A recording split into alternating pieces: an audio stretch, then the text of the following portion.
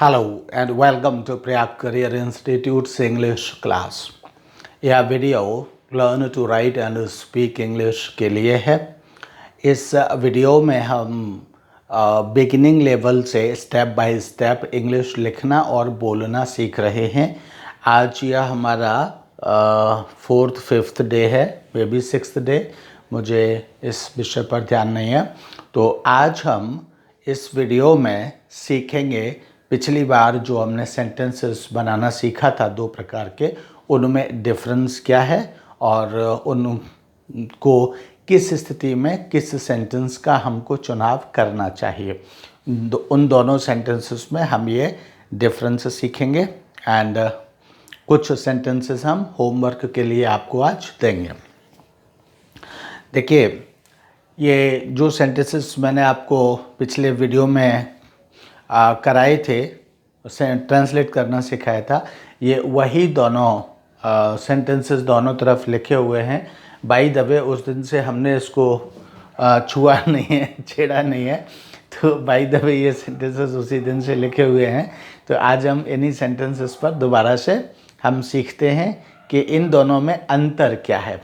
तो देखिए कि यहाँ पर अगर हम इन सेंटेंसेस को पढ़ते हैं, बीच में मैंने इसीलिए पार्टीशन वाली लाइन खींची है, लेकिन ये पार्टीशन हिंदुस्तान और पाकिस्तान का पार्टीशन नहीं है, ये सिर्फ सीखने के लिए पार्टीशन है।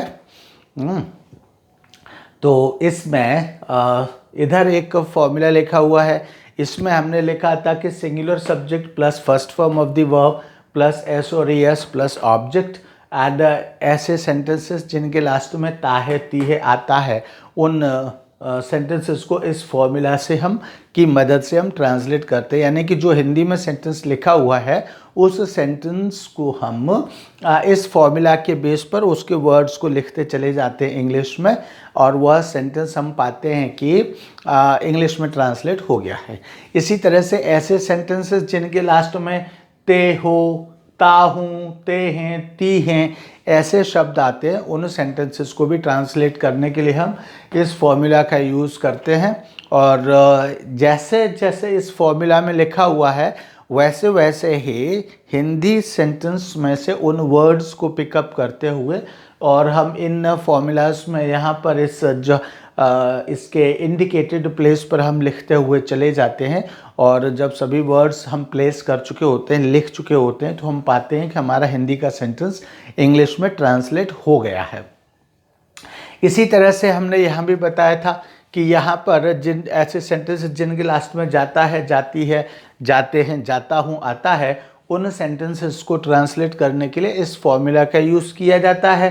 एंड इसमें सबसे पहले सब्जेक्ट है, उसके बाद इज एम आर है, उसके बाद फिर third form of the verb है और उसके बाद फिर ऑब्जेक्ट है। एंड इसको हम इस तरह से जैसे हमने इधर बताया कि जिस तरह से यहाँ लिखा हुआ वैसे ही सब्जेक्ट वर्ब और ऑब्जेक्ट हम लिखते चले जाते हैं। एंड हम पाते हैं कि हमारा जो हिंदी में लिखा हुआ सेंटेंस था वो अब ट्रांसलेट होकर के इंग्लिश में कन्वर्ट हो गया है। तो इन दोनों में हम ये प्रश्न उठता है, वाई डू वी, हम इन दोनों सेंटेंसेस को अलग अलग ऐसे ट्रांसलेट क्यों करते हैं।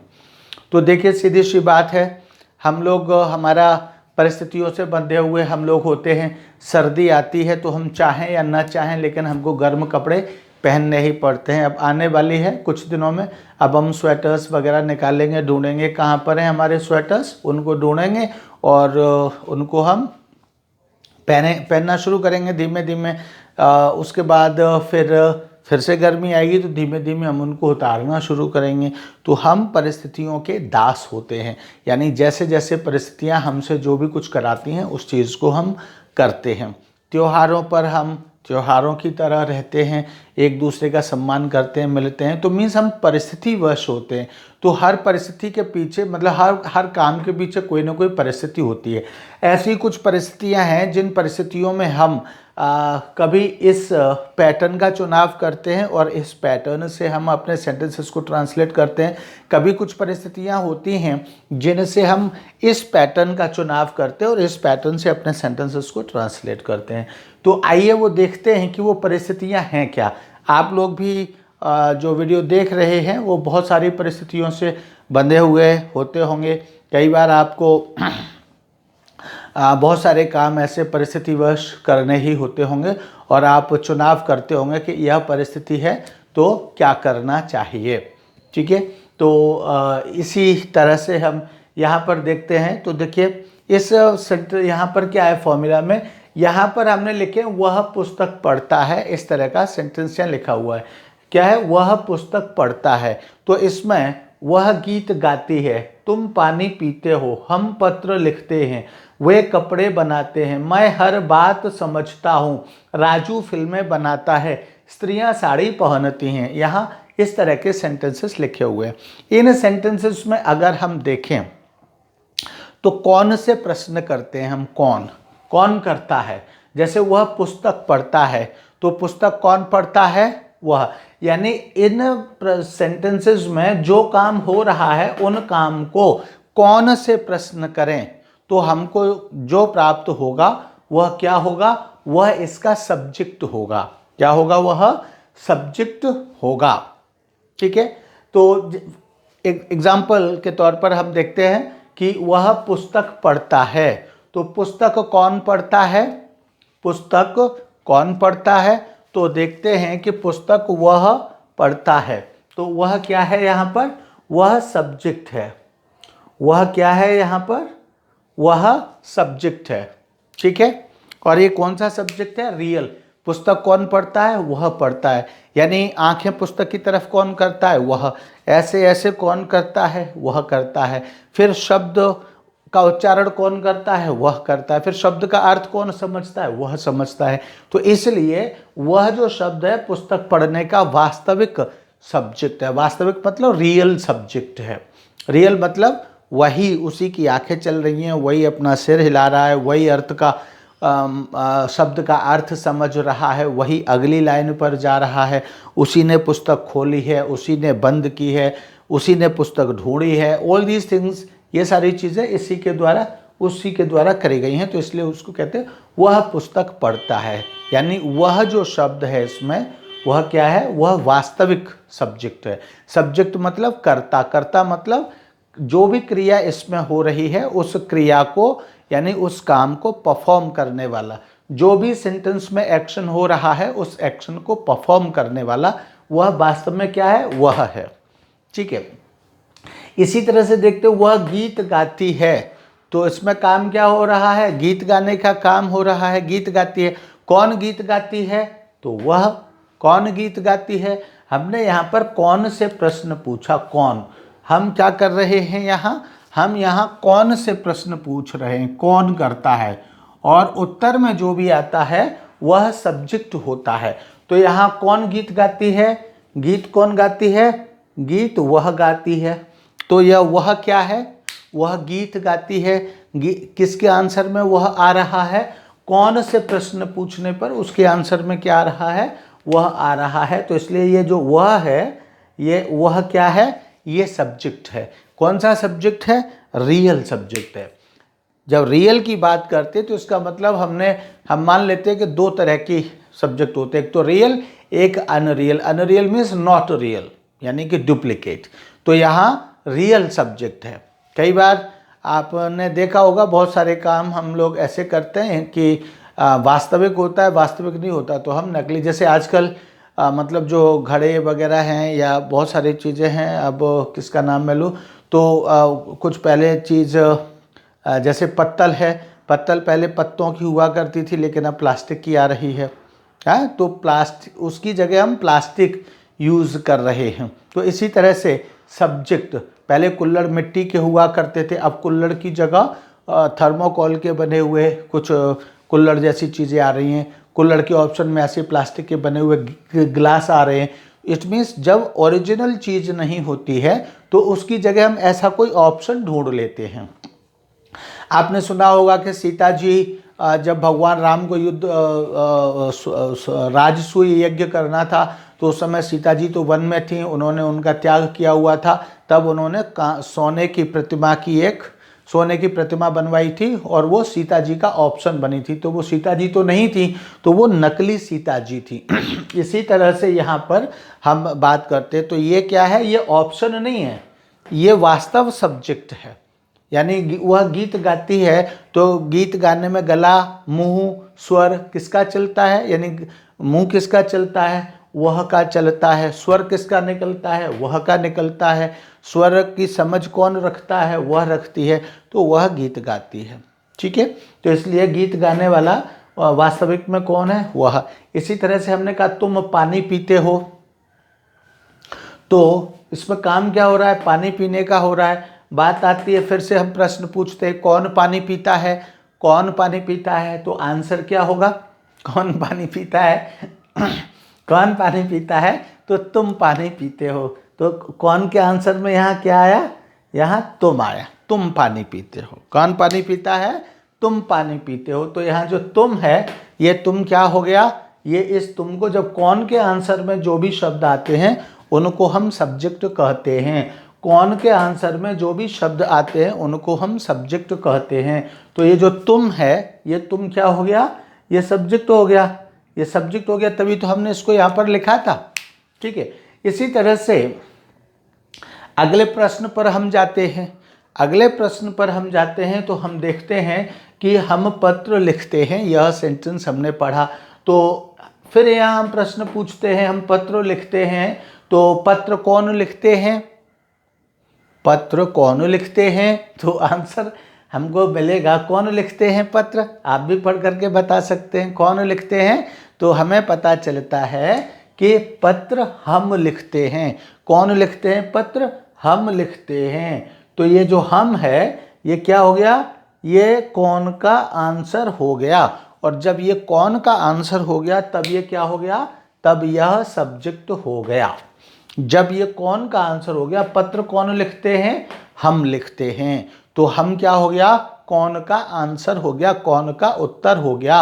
और जब ये कौन का उत्तर हो गया, तब हम इसको क्या कहेंगे, तब हम कहेंगे सब्जेक्ट। जब कोई शब्द कौन के उत्तर में आ जाता है, तब हम उसको कहते हैं सब्जेक्ट। तो इसलिए हम शब्द क्या हो गया, हम कौन का उत्तर में आने से सब्जेक्ट हो गया इस सेंटेंस का। अब पत्र का लिखने वाला कौन है, हम, इसलिए हम यहाँ कर्ता हो गया, हिंदी में कर्ता, एंड इंग्लिश में हम इसको सब्जेक्ट कहते हैं। इसी तरह से वे कपड़े पहनते हैं, तो फिर से प्रश्न पूछते हैं कौन कपड़े पहनते हैं, वे। तो यहाँ पर फिर से हम इसको सर्किल कर लेते हैं, वे। अब वे क्या है, कौन कपड़े पहनते हैं, वे। तो वे क्या हो जाता है हमारा, फिर से वे सब्जेक्ट हो जाता है। वे क्या हो जाता है, वे हमारा सब्जेक्ट हो जाता है। वे कपड़े पहनते हैं। नाउ नेक्स्ट इज मैं हर बात समझता हूँ। तो हर बात कौन समझता है, हर बात कौन समझता है, तो हर बात मैं समझता हूँ। हर बात कौन समझता है, हर बात मैं समझता हूँ। इसलिए मैं शब्द क्या हो जाता है, मैं शब्द सब्जेक्ट बन जाता है। तो देखिए यहाँ पे सबसे पहले तो ये देखिए कि इसमें ये जो मैंने कहा सब्जेक्ट बन जाता है, तो ये सबके जो सब्जेक्ट है ये सब कैसे हैं, रियल सब्जेक्ट है। जैसे मैंने कहा कि जब कोई चीज़ असल में नहीं होती है तो उसका ऑप्शन फिर हम तैयार करते हैं। ठीक है, जैसे आजकल बहुत सारे लोग जिनके घर में दूध नहीं है और उनको दूध बेचना है, तो वे केमिकल से दूध बना करके ला करके मार्केट में बेच देते हैं। वैसा ही कुछ अंग्रेजी में भी होता है, अभी हम देखेंगे इस विषय को। तो लेकिन यहाँ पर नहीं है, इसमें नहीं है। इसमें ये सब रियल सब्जेक्ट है वास्तव में। जो पढ़ता है उसी का नाम यहाँ पर है, जो गाता है उसी का नाम यहाँ पर है, जो पीता है उसी का नाम यहाँ पर है, उसी को हम जो संबोधित कह करके, तुम कह करके संबोधित कर रहे हैं, तो तुम है। हम पत्र लिखते हैं तो लिखते हैं, जो लिखता है उसी का नाम यहाँ पर है, यानी उसी का संबोधन यहाँ पर है। हम वे कपड़े बनाते हैं तो जो कपड़े बनाते हैं उन्हीं का संबोधन यहाँ पर है। एंड मैं हर बात समझता हूँ, तो जो व्यक्ति हर बात समझता है उसी का संबोधन या नाम कहिए यहाँ पर है। ठीक है, इसमें हम यहीं तक अभी चलते हैं। तो इसमें ये सब क्या है, जो व्यक्ति पढ़ रहा है, जो व्यक्ति गाता है या गाती है, जो पीते हैं, जो लिखते हैं, बनाते हैं, समझते हैं, वही सब्जेक्ट है। जैसे मैंने कहा आप मेरी बात सुन रहे हो या आप मेरी बात रोजाना सुनते हो, तो कौन सुनता है, आप सुनते हो। इसलिए आप क्या है, आप रियल सब्जेक्ट हैं। किस किस रियल सब्जेक्ट है? आप मेरी बात सुनते हो, इस वाक्य के आप सब्जेक्ट हैं, आप, ठीक है, आपका मतलब यू। तो इसमें क्या है, इधर वाले जो सेंटेंसेस हैं इन सब में रियल सब्जेक्ट है। मैं बार बार कह रहा हूं कि इधर रियल सब्जेक्ट है, इधर रियल सब्जेक्ट है, इधर रियल सब्जेक्ट है, इधर रियल सब्जेक्ट है। इसका मतलब क्या हुआ? इसका मतलब हुआ, समझदार बच्चे अपने आप आइडिया लगा लेते हैं कि इधर रियल सब्जेक्ट नहीं है, इधर रियल सब्जेक्ट नहीं है। तो इसका मतलब क्या हुआ? इसका मतलब हुआ कि इधर डुप्लीकेट सब्जेक्ट है, यानी कि इधर नकली सब्जेक्ट है, यानी इधर केमिकल मिला करके दूध बेचा जा रहा है इधर। ये बात हम यहाँ पर समझ सकते हैं। यहाँ पर देखिए कैसे नहीं है, यहाँ पर जैसे हमने कौन से प्रश्न किया, कौन से, तो कौन का उत्तर यहाँ आया, ठीक है। इसी तरह से हम यहाँ भी कौन से प्रश्न करेंगे। क्या करेंगे? प्रश्न, कौन से प्रश्न करेंगे, कौन करता है इस काम को, ठीक है। हम कौन से प्रश्न करेंगे, थोड़ी देर के लिए मैं बाहर चला गया कैमरे से। कौन से प्रश्न करेंगे कि कौन इन काम को करता है। जैसे ये हमने कहा भोजन पकाया जाता है, भोजन पकाया जाता है, तो यहाँ काम क्या हो रहा है? पकाने का। काम क्या हो रहा है? पकाने का काम हो रहा है। लेकिन कौन पका रहा है? प्रश्न है कौन पका रहा है। मैं दोबारा कौन लिख देता हूँ दूसरे कलर से, जिससे कि आपको पता रहे। कौन पका रहा है? तो भोजन पकाया जाता है, लेकिन पका कौन रहा है? मैं, हम, तुम, दे, वे सब, कौन पका रहा है भोजन? तो यह भोजन पकाने की तो जानकारी है इस सेंटेंस में, लेकिन कौन पका रहा है उसकी जानकारी नहीं है। क्योंकि कौन पका रहा है इसकी जानकारी नहीं है, इसलिए ये कैसा है? ये अलग प्रकार का सेंटेंस हो गया, यानी रियल सब्जेक्ट इसमें नहीं है। क्या है? इसमें रियल सब्जेक्ट नहीं है, ठीक है। जैसे यहाँ रियल सब्जेक्ट है, कौन करता है? वह। इसी तरह से यहाँ पर भोजन पकाया जाता है, कौन पकाता है? नहीं पता, यानी कि इसमें असली सब्जेक्ट या रियल सब्जेक्ट इसमें नहीं है। फिर दूसरा सेंटेंस लेते हैं, पानी पिया जाता है। इस पर काम क्या हो रहा है? पानी पीने का काम हो रहा है, लेकिन कौन पीता है पानी? पानी कौन पीता है? पानी पिया किसने? किसके गले में गया पानी? ये बात यहाँ पर स्पष्ट नहीं होती है। तो इसलिए यहाँ पर भी हम कहेंगे कि रियल सब्जेक्ट क्या है? रियल सब्जेक्ट नहीं है। इसी तरह से पानी पिया जाता है में रियल सब्जेक्ट नहीं है। इसी तरह से गाने लिखे जाते हैं, तो गाने लिखे जाते हैं यानी इसमें काम क्या हो रहा है? गाने लिखने का काम हो रहा है, लेकिन लिखता कौन है गाने? प्रश्न है गाने लिखता कौन है? तो पता चलता है कि इसमें लिखने वाला कोई नहीं है।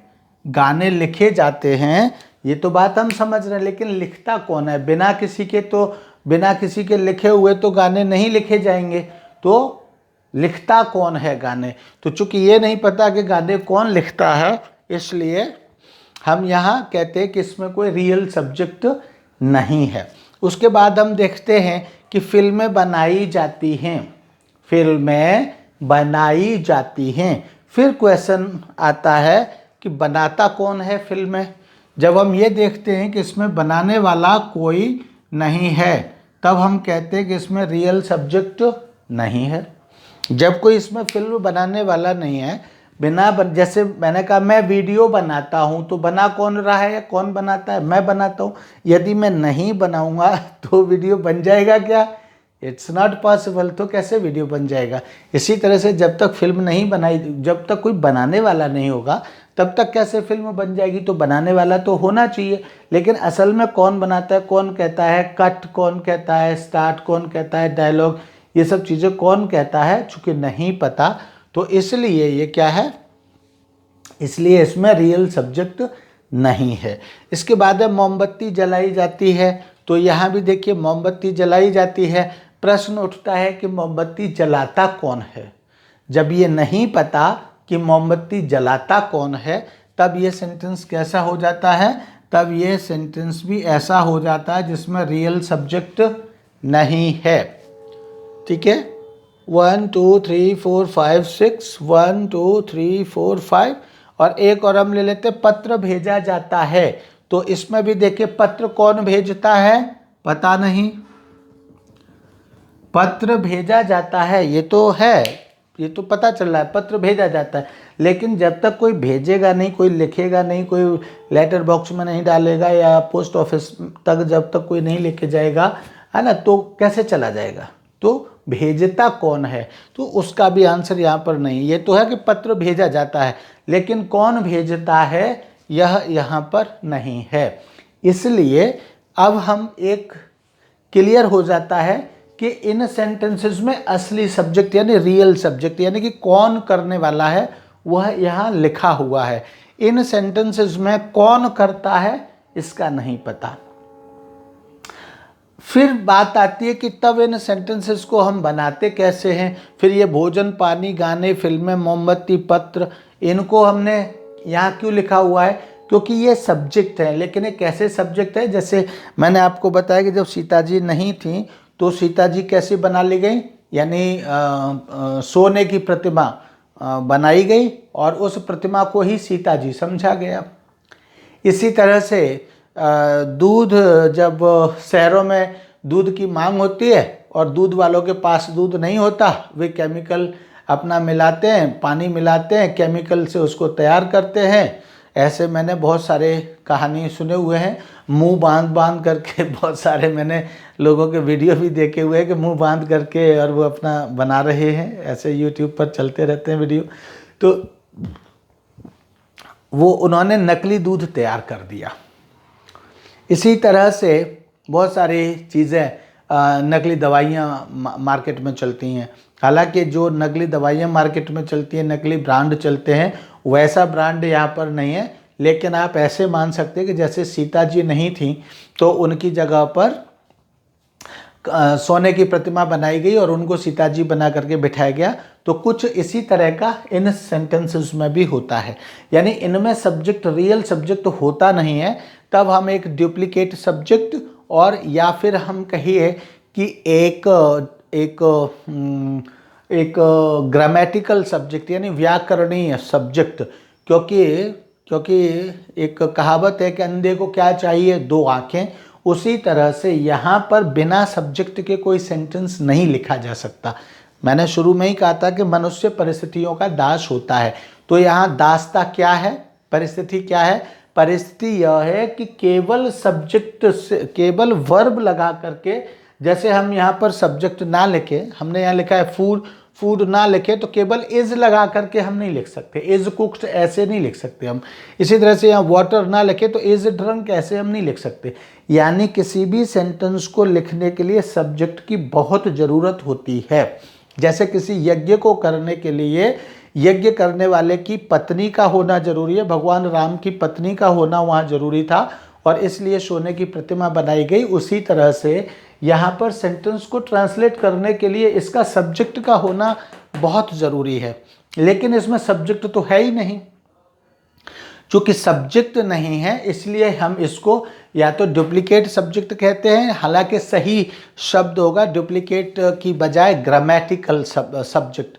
ग्रामेटिकल सब्जेक्ट मतलब व्याकरणीय सब्जेक्ट, ये इसका सही शब्द होगा इसके लिए कहना। लेकिन अगर आपको नहीं वह स्वीकार होता है या समझ में आता है कि ग्रामेटिकल सब्जेक्ट भी होता है कुछ, तो आप इसको नकली सब्जेक्ट बड़े आराम से कह सकते हैं। जब हम सीखते हैं, सीखते समय कुछ चीज़ों को अगर हम थोड़ा सा अलग हट करके सीख लेते हैं तो उसमें दोष नहीं होता है। बहुत सारी चीज़ें हैं, जिस तरह से राजा की मूंछ को पकड़ना बहुत दंडनीय अपराध होता है, लेकिन अगर उसका बच्चा पकड़ लेता है तो फिर वह अपराध की श्रेणी में नहीं आता है। इसलिए जो नए सीखने वाले हैं अगर वो उसको नकली सब्जेक्ट कह देंगे तो इसमें कोई अपराध नहीं है।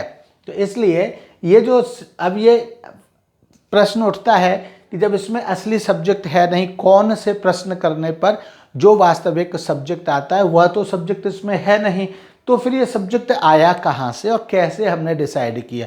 तो सीधी सी बात है, हमने इसमें क्या से प्रश्न पूछते हैं, किससे प्रश्न पूछते, जिनमें असली सब्जेक्ट नहीं होता। जैसे इनमें असली सब्जेक्ट है, तो इनमें असली सब्जेक्ट है तो इनको हमने असली सब्जेक्ट को लिखा, उसके बाद फिर हमने वर्ब को लिखा और वर्ब के साथ फिर हमने उसके ऑब्जेक्ट को लिख दिया। लेकिन यहाँ चूंकि असली सब्जेक्ट नहीं है तो इसलिए असली सब्जेक्ट ना होने पर हम क्या से प्रश्न पूछते हैं। अगला, जब कौन से प्रश्न नहीं मिलता तब हम किससे प्रश्न पूछते हैं, क्या से प्रश्न पूछते हैं।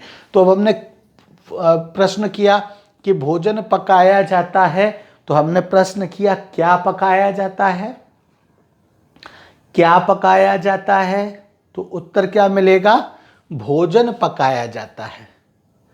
क्या पकाया जाता है, भोजन पकाया जाता है।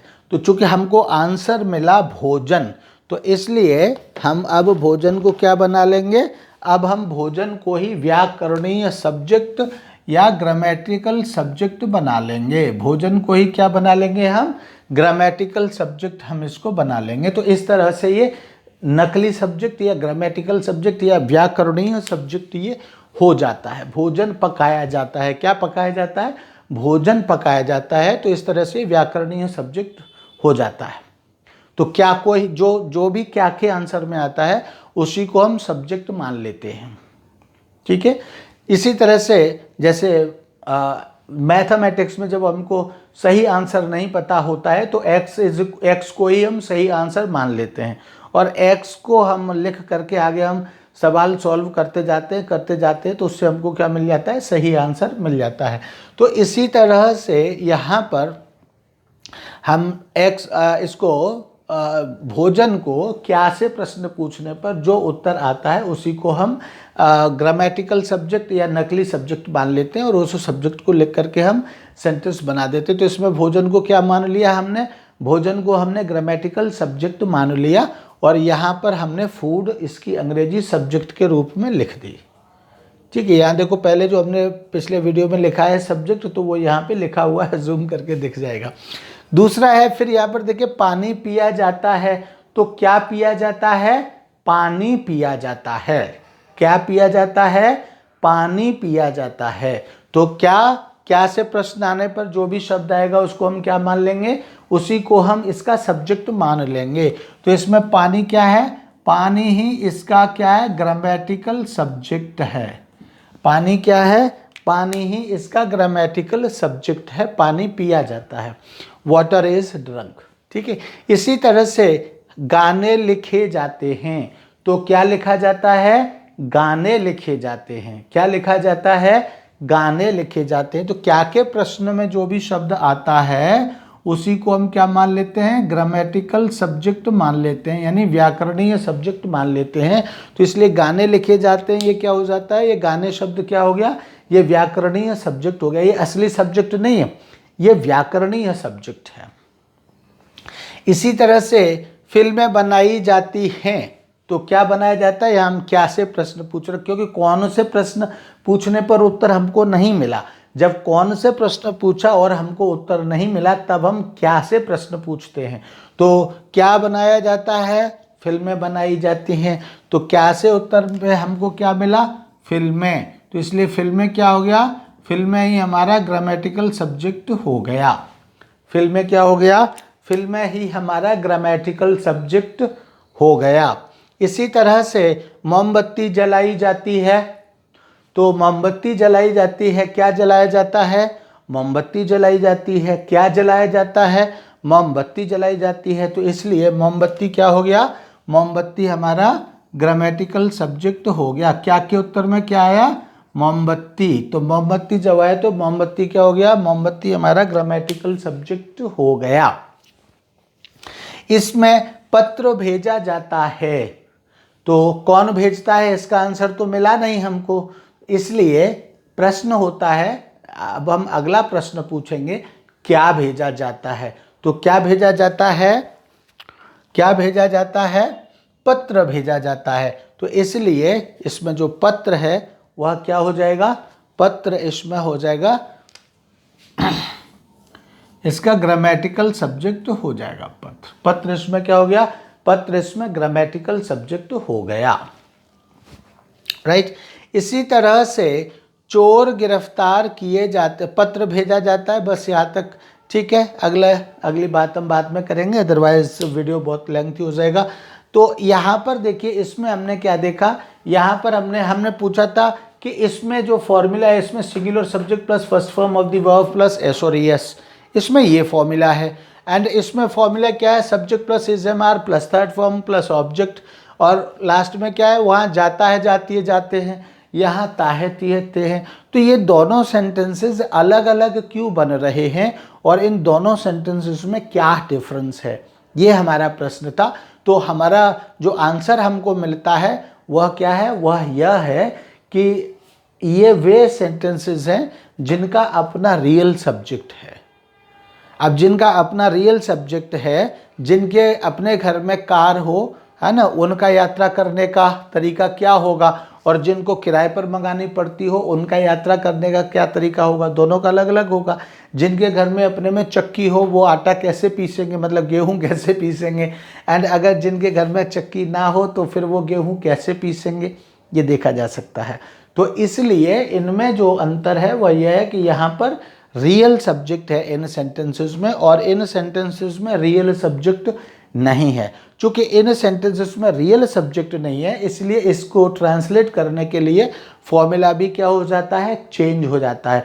चूँकि इसमें असली सब्जेक्ट है, इसलिए इसको चेंज करने के, इसको ट्रांसलेट करने के लिए ये फॉर्मूला काम में लाया जाता है। तो इस तरह से आपकी समझ के लिए दो चीज़ें विकसित हो जाती हैं। यानी आज आप एक चीज़ ये समझ रहे हैं कि सेंटेंसेस अभी इस अवस्था में दो प्रकार के होते हैं। जब भी आप किसी भी सेंटेंस को ट्रांसलेट करेंगे तो तब आपको ये डिसीजन लेना पड़ेगा और देखना पड़ेगा कि वह सेंटेंस किस प्रकार का है। एक प्रकार के सेंटेंसेस वो होते हैं जिनमें रियल सब्जेक्ट होता है, असली सब्जेक्ट होता है, जिसमें काम करने वाला वास्तव में कौन है वह होता है। अगर सेंटेंस में आया है वह फिल्म देखता है, तो देखने वाला कौन है, होता है। राकेश अभिनय करता है, तो अभिनय कौन करता है, राकेश करता है। तो अभिनय करने वाला, वास्तव में अभिनय करने वाला इसमें होता है। लेकिन दूसरे सेंटेंसेस वो होते हैं जिनमें कहा तो पूरा सब्जेक्ट की तरह ही जाता है, लेकिन उसमें काम कौन कर रहा है, यानी कि रियल सब्जेक्ट उसमें नहीं होता है। जैसे कि ये सेंटेंसेस हैं, खाना पकाया जाता है, कौन पकाता है, नहीं पता। वह पुस्तक पढ़ता है, कौन पढ़ता है, वह पढ़ता है। खाना पकाया जाता है, कौन पकाता है, नहीं पता। यहाँ वह गीत गाती है, कौन गीत गाती है, वह, यानी यहाँ पानी पिया जाता है, कौन पीता है, नहीं पता। नीचे वाले सेंटेंसेस देख लेते हैं, राजू फिल्में बनाता है, कौन बनाता है फिल्में, राजू, तो पता है। और यहाँ पर हम देखते हैं चोर गिरफ्तार किए जाते हैं, कौन गिरफ्तार करता है चोरों को, नहीं पता। आपके मन में ये हो सकता है आ रहा होगा पुलिस गिरफ्तार करती है, लेकिन यहाँ पुलिस का नाम नहीं लिखा होगा। पुलिस तो एक इस तरह से है कि मतलब वो इमेजिनरी वर्ड है कि गिरफ्तार होते तो पुलिस ही करती होगी, लेकिन यहाँ तो नहीं लिखा है ना कि पुलिस गिरफ्तार करती है, यहाँ तो नहीं लिखा है। और हमेशा पुलिस ही गिरफ्तार नहीं करती, आर्मी भी गिरफ्तार करती है, बीएसएफ भी गिरफ्तार करती है, बहुत सारी एजेंसी, सीबीआई गिरफ्तार करती है। तो इसलिए आप सिर्फ, हालांकि पुलिस का नाम चर्चित होता है तो आप ठीक ही सोच रहे होंगे, क्योंकि गिरफ्तार का मतलब पुलिस से ही लगा हुआ होता है, लेकिन यहाँ उसका नाम नहीं लिखा हुआ। तो इसलिए हम ऐसे नहीं, हम अपनी कल्पना से नहीं कह सकते, ठीक है। कानून भी यह कहता है, हमें खूब पता है कि हमारे घर में चोरी हुई उस व्यक्ति ने की, लेकिन हमें उसको हम ऐसे नाम नहीं ले सकते, हम उसको साक्ष्य देना पड़ेगा कि ये साक्ष्य है, इसलिए हम इस व्यक्ति का नाम ले रहे हैं। तो यहाँ कोई साक्ष्य नहीं है, तो इसलिए चोर गिरफ्तार किए जाते हैं, लेकिन कौन चोर करता है। अच्छा, आप चोर को सब्जेक्ट मत मान लीजिए, चूँकि चोर तो गिरफ्तार होने वाले हैं, गिरफ्तार करने वाले नहीं हैं।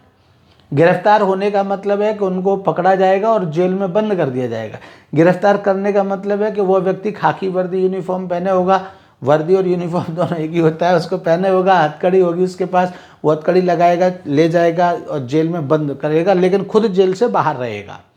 तो गिरफ्तार करने वाला वह होता है, इस अंतर को भी समझेंगे। तो इसलिए इधर जो सेंटेंसेस होते हैं वो रियल सब्जेक्ट होते हैं, इन सेंटेंसेस में रियल सब्जेक्ट होता है और इन सेंटेंसेस में रियल सब्जेक्ट नहीं होता है। ये एक बिग और बड़ा डिफरेंस होता है दोनों सेंटेंसेस में। तो इसलिए दूसरा एक और अंतर है, दूसरा अंतर ये है कि इन सबके लास्ट में ता है, ती है, ते हैं, ताहू आ रहा है। सबके लास्ट में ता है, ते हैं, ते हो, ते हैं, ताहू, ता है, ती हैं, ये आ रहा है। यहाँ भी देखें तो ते हैं ये आ रहा है सबके लास्ट में, लेकिन यहाँ सबके लास्ट में क्या आ रहा है, जाता है। यहाँ वर्ब के साथ जाता है, यहाँ जाता है का मतलब गो वाला जाता नहीं है, यहाँ जाता अलग से सिर्फ बिना अर्थ के ही ये स्टेट बताने के लिए, अवस्था बताने के लिए यहाँ जाता है शब्द लगाते हैं। जैसे हम कहते हैं कि हमारे यहाँ तो शादी में बारात ले जाई जाती है, तो जाती है शब्द ले जाई जाती है। या हमारे यहाँ तो लड़कों को कुर्ता शेरवानी पहनाई जाती है, शादियों में शेरवानी पहनाई जाती है। कहीं कहते हैं कि हमारे यहाँ तो लड़के को शादी में सूट पहनाया जाता है, हमारे यहाँ तो पूजा की जाती है, हमारे यहाँ तो नमाज पढ़ी जाती है। तो इस तरह से जाती है शब्द यहाँ लगा हुआ है, यानी वर्ब अलग है और उस वर्ब के साथ में ये जाता है, जाती है शब्द लगे हुए हैं, जबकि जाता है, जाती है यहाँ नहीं लगे हुए। अगर यहाँ लिखा होगा जाता है तो उसका मतलब गो माना जाएगा, लेकिन अगर इन सेंटेंसेस में जाता है शब्द लिखा है तो उसका मतलब गो नहीं है, बल्कि जाता है का मतलब है कि इसको बिना सब्जेक्ट के बनाना है, यानी कि बिना एक्टिव सब्जेक्ट के, बिना रियल सब्जेक्ट के बनाना है। जब रियल सब्जेक्ट नहीं होता तो यहाँ क्या लग जाते हैं शब्द, जाता है। जैसे खाना पकाया जाता है, कमरा साफ किया जाता है, फिल्म बनाई जाती है, वीडियो बनाया जाता है, ऑडियो रिकॉर्ड की जाती है या किया जाता है, यानी पंखा चलाया जाता है, स्विच ऑन किया जाता है, लाइट लगाई जाती है, लाइट घुमाई जाती है, कपड़े धुले जाते हैं। तो इनमें क्या है, इनमें रियल सब्जेक्ट नहीं है। जब रियल सब्जेक्ट नहीं होता है किसी सेंटेंस में, तब इस तरह से जाता है शब्द लगा दिए जाते हैं। तो इस तरह से आज की क्लास अब यहाँ पर मुझे लगता है कि बात खत्म करने की ओर होना चाहिए कि दोनों में अंतर क्या है। दोनों में यह अंतर है कि एक में रियल सब्जेक्ट है और दूसरे सेंटेंसेस में रियल सब्जेक्ट नहीं है। ठीक है, जब रियल सब्जेक्ट नहीं होता है तब क्या से प्रश्न पूछते हैं और क्या से प्रश्न पूछने पर जो आंसर आता है उसी को हम सब्जेक्ट बना लेते हैं। जो सब्जेक्ट बनाते हैं ऐसे सेंटेंसेस में वह या तो नकली सब्जेक्ट होता है, डुप्लीकेट सब्जेक्ट होता है, या फिर उसी को हम ग्रामेटिकल सब्जेक्ट कहते हैं और हिंदी में उसको व्याकरणीय सब्जेक्ट या व्याकरणीय कर्ता कहते हैं। यानी वो असली कर्ता नहीं होता, लेकिन असली कर्ता का नाम या उसके विषय में यहाँ दिया नहीं गया है, लिखा नहीं गया है, इसलिए हम उसको असली कर्ता की जगह व्याकरणीय कर्ता हम यहाँ लिख लेते हैं। ठीक है, इस तरह के। और इसीलिए इन दोनों के फॉर्मूलाज कैसे होते हैं, अलग अलग होते हैं। यहाँ पर देखिए, जहाँ यहाँ पर है, यहाँ पर क्या है, यहाँ पर singular subject plus first form of the verb plus S और एस, ये फॉर्मूला अप्लाई होता है, प्लस ऑब्जेक्ट इसमें अप्लाई होता है। एंड प्लूरल सब्जेक्ट के लिए यहाँ plural subject plus first form of the verb plus object, ये फॉर्मूला यहाँ अप्लाई होता है इन सेंटेंसेस के लिए। लेकिन इन्हीं अर्थों में इस तरह से यहाँ फॉर्मूला क्या अप्लाई होता है, यहाँ फॉर्मूला अप्लाई होता है subject plus is am are plus third form of the verb plus object. यानी जहाँ ता है ती है के लिए third form of the verb यहाँ इस्तेमाल होती है, यूज़ होती है। यहाँ पर केवल first form of the verb use होती है। यहाँ पर इज़एमआर यूज़ होता है, इज सिंगुलर सब्जेक्ट के साथ, इज प्लूरल के साथ आर। एक बार जब हम इसको ग्रामेटिकल सब्जेक्ट कह देते हैं ना, तो फिर हम इसको सब्जेक्ट ही कह देते हैं, तो इसलिए हम इसको फिर सब्जेक्ट ही कह करके संबोधित करते हैं। तो सिंगुलर सब्जेक्ट के साथ इज, प्लूरल सब्जेक्ट के साथ आर और आई के साथ एम यहाँ यूज़ होता है। लेकिन यहाँ आई के साथ first form of the verb use होती है एंड सिंगुलर सब्जेक्ट के साथ फर्स्ट फॉर्म प्लस एस और एस लगाते हैं। तो इन अर्थों को समझना आवश्यक है और यही दोनों सेंटेंसेस में अंतर है। जिसमें रियल सब्जेक्ट नहीं होता है उस सेंटेंस को हम कहते हैं, यहाँ पर लिखता हूं मैं, पैसिव वॉइस। इनको हम क्या कहते हैं, जिनमें असली सब्जेक्ट नहीं होता है और उसमें ग्रामेटिकल सब्जेक्ट लगाया जाता है, वो सेंटेंस किस में होते हैं, पैसिव वॉइस में होते हैं। और जो जिन सेंटेंसेस में रियल सब्जेक्ट होता है और रियल सब्जेक्ट से ही जिनमें सेंटेंसेस बनाए जाते हैं उनको हम कहते हैं एक्टिव वॉइस। तो इसलिए ये सेंटेंसेस किस में है, ये हैं एक्टिव वॉइस में, और ये सेंटेंसेस किस में है, पैसिव वॉइस में। यानी कि वॉइस एक ऐसी अवस्था है, तो यह प्रश्न फिर आपके दिमाग में उठ सकता है कि वॉइस क्या होता है, ये वॉइस क्या है। तो वॉइस है एक ऐसी अवस्था सेंटेंस की जो यह बताती है कि यहाँ पर सब्जेक्ट को फर्स्ट फॉर्म में यूज़ किया गया है या फिर थर्ड फॉर्म में यूज़ किया गया है। दूसरा, इस सेंटेंस में असली सब्जेक्ट यूज़ किया गया है या ग्रामेटिकल सब्जेक्ट यूज़ किया गया है। जब हमें किसी से ये कहना हो कि इस सेंटेंस में असली सब्जेक्ट ना होकर के ग्रामेटिकल सब्जेक्ट है, तब हम इतना बड़ा सेंटेंस ना कह करके सिर्फ ये कहते हैं कि ये पैसिव वॉइस में है। जब किसी से हमें कहना हो कि इसमें असली सब्जेक्ट है, तब हम कहते हैं कि यह एक्टिव वॉइस में है। सो ये एक्टिव वॉइस में है सेंटेंसेस और ये पैसिव वॉइस में है।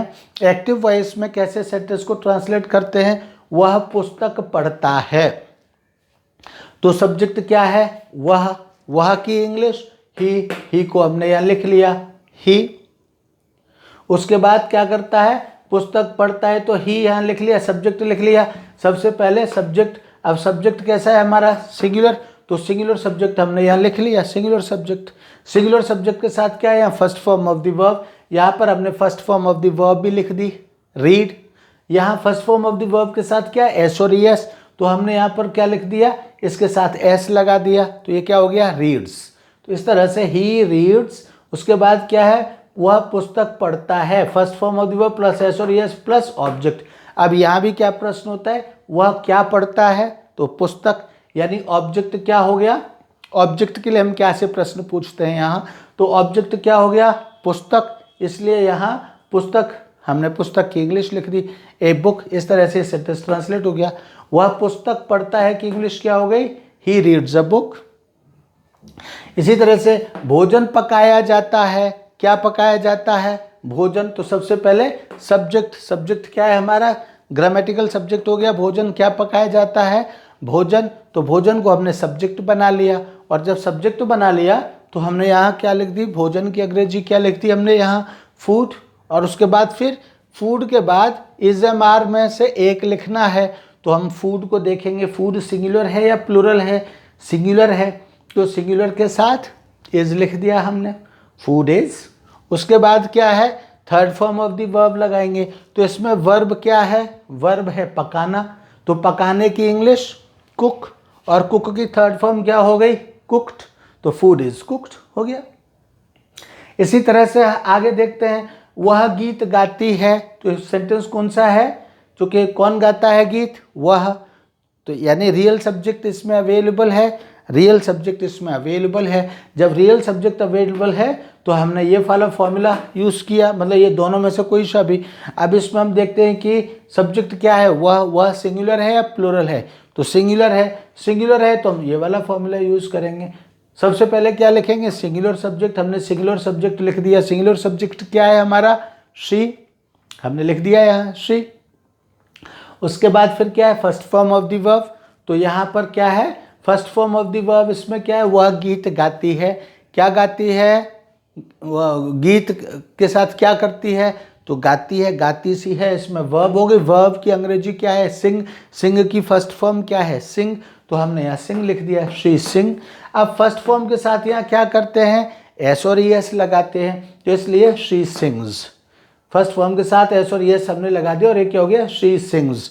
अब क्या गाती है, गीत गाती है, तो first form of the verb, और उसके बाद एस और एस के बाद क्या लगाते हैं हम, ऑब्जेक्ट लगाते हैं। तो ऑब्जेक्ट क्या है यहाँ, क्या गाती है, गीत गाती है, ए सॉन्ग, तो यहाँ ए सॉन्ग हो गया, तो शी सिंग्स अ सॉन्ग हो गया ट्रांसलेशन। इसी तरह से यहाँ पर देखिए दोबारा से, पानी पिया जाता है, तो यहाँ कौन पानी पीता है, कौन का आंसर तो है नहीं, तो इसलिए क्या पिया जाता है, पानी पिया जाता है, यानी पानी को हमने क्या मान लिया, पानी को हमने ग्रामेटिकल सब्जेक्ट मान लिया। हमने पानी को ग्रामेटिकल सब्जेक्ट मान लिया, तो यहाँ पानी को ग्रामेटिकल सब्जेक्ट की अंग्रेजी क्या है, वाटर, वाटर हमने यहाँ लिख लिया। इसके बाद फिर क्या है, वाटर के साथ सब्जेक्ट, सब्जेक्ट के साथ क्या आएगा, इज एम आर में से क्या आएगा, इज आएगा। तो हमने यहाँ क्या लिख दिया, सॉरी वाटर, हाँ वाटर के साथ क्या आएगा, इज आएगा, हमने यहाँ इज लिख दिया। क्यों आएगा इज, क्योंकि वाटर को हमने सिंगुलर माना, सिंगुलर मतलब वन मानते हैं तो हम उसके साथ इज लिखते हैं, तो वाटर इज हो गया। उसके बाद यहाँ क्या है, third form of the verb. तो इसमें third form of the verb क्या है, पहले तो देखिए वर्ब क्या है, तो वर्ब क्या है, पिया जाता है, पानी क्या किया जाता है, पिया जाता है, तो इसमें पीना वर्ब है। अब पीने की थर्ड फॉर्म क्या, मतलब पीने की अंग्रेजी क्या है, ड्रिंक, ड्रिंक की थर्ड फॉर्म क्या है, ड्रंक, तो वाटर इज ड्रंक। इस तरह से हमने यहाँ पर वाटर इज ड्रंक कह करके हमने यहाँ इन सेंटेंसेस को ट्रांसलेट कर दिया। ठीक है, इसी तरह से पिछली बार भी ये सेंटेंसेस ट्रांसलेट किए थे आपने, और इस तरह से ये भी आपने सेंटेंसेस ट्रांसलेट किए थे। दोबारा से ये सेंटेंसेस लिखे हुए हैं, दोबारा से इन सेंटेंसेस को इसी तरह से पढ़ करके और दोबारा से इन सेंटेंसेस को ट्रांसलेट करने की प्रैक्टिस करिए। Next thing will be discussed in the next video. Thank you, bye bye.